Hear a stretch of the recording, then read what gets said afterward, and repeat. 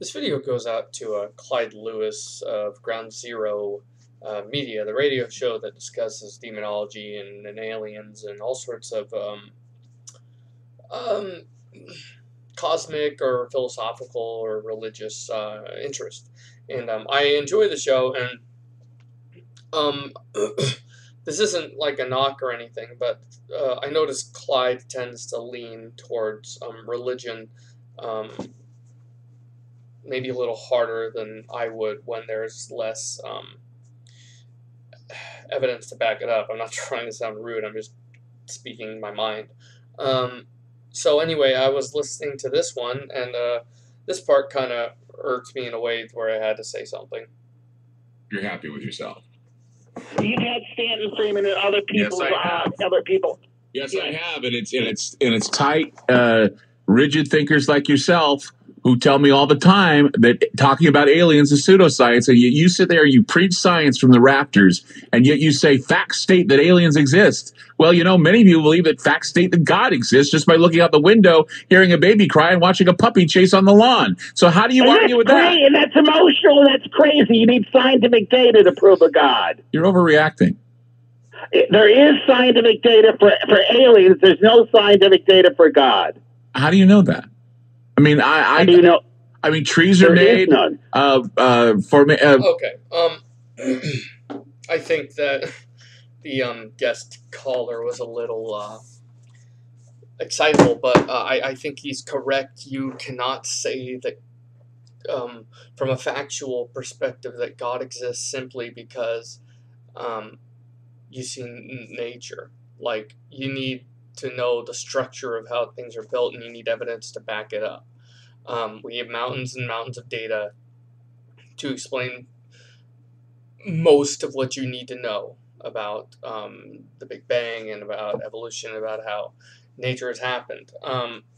Now, on the aliens thing, yeah, you know, I think it is potentially possible that the Bible is just a story about aliens and not about Jesus. Like, you know, him getting sucked up into heaven sounds completely fucking impossible, no matter how you look at it, like, unless there's some kind of technology involved, and then you have Ezekiel's wheel. But, like, to say that observing nature gives you an emotional response, thus God exists, or I don't, that weird argument has been presented forever. And just because you feel strongly about something does not mean it's real. I don't understand it. But I think if, and I don't know if I believe everything I hear about aliens, but I would subscribe to aliens in the Bible before anything cosmic coming from Jesus or whatever. And people say that's crazy, but I say a lot of what in the Bible sounds completely crazy. A man splitting a sea in half with a stick, you know, whatever, talking woodland creatures in the Garden of Eden, well, talking snake with legs, as they say.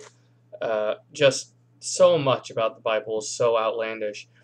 And, you know, if someone wants to believe it, that's their right, but it doesn't sound like an intelligent observation to say the Bible is not outlandish, but the fact that you would take this fable, or as what I think is a fable, about crazy stories and interpret it as aliens, to match it up with what we are potentially seeing flying around in the sky as a more physical proof of anything, that more physical, it's a more proven thing than anything the Bible has to offer, than any Christian words have to offer to me. I'm not saying that Clyde possesses any of these opinions. I'm just ranting now. So, but the main point of this video is that you can't,